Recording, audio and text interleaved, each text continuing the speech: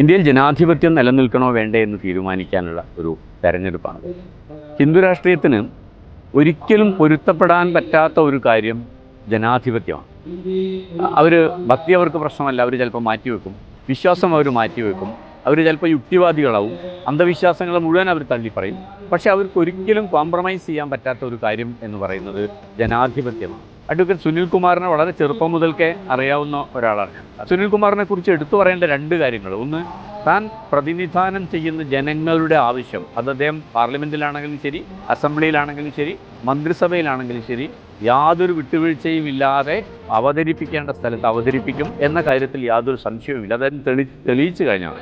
Indian പാർലമെൻറ്റിലേക്ക് നമ്മൾ അയക്കുന്ന ആളുകൾ യാതൊരു കാരണവശാലും പ്രലോഭനങ്ങൾക്ക് വഴിപ്പെട്ട് സംഘപരിവാറിൻ്റെയും BJPയുടെയും സംഘത്തിൽ എത്തിപ്പെടാതിരിക്കാൻ നമ്മൾ ഈ തെരഞ്ഞെടുപ്പിൽ ശ്രദ്ധിക്കേണ്ടത്. 100 കോടി കൊടുത്താൽ 200 കോടി കൊടുത്താൽ കാലുമാറാൻ തയ്യാറാവുന്ന ആളുകളെയാണ് നമ്മൾ തിരഞ്ഞെടുത്ത് അയക്കുന്നതെങ്കിൽ അവർ നാളെ എന്ത് ചെയ്യും നമുക്ക് പറയാൻ പറ്റില്ല. അങ്ങനെ അല്ലാത്ത സ്ഥാനാർത്ഥികളെയാണ് ഇടതുപക്ഷ ജനാധിപത്യ മുന്നണി നിർത്തിയിരിക്കുന്നത്. അഡ്വക്കേറ്റ് സുനിൽകുമാറിനെ നമുക്ക് 100% അക്കാര്യത്തിൽ വിശ്വസിക്കാവുന്നതാണ്.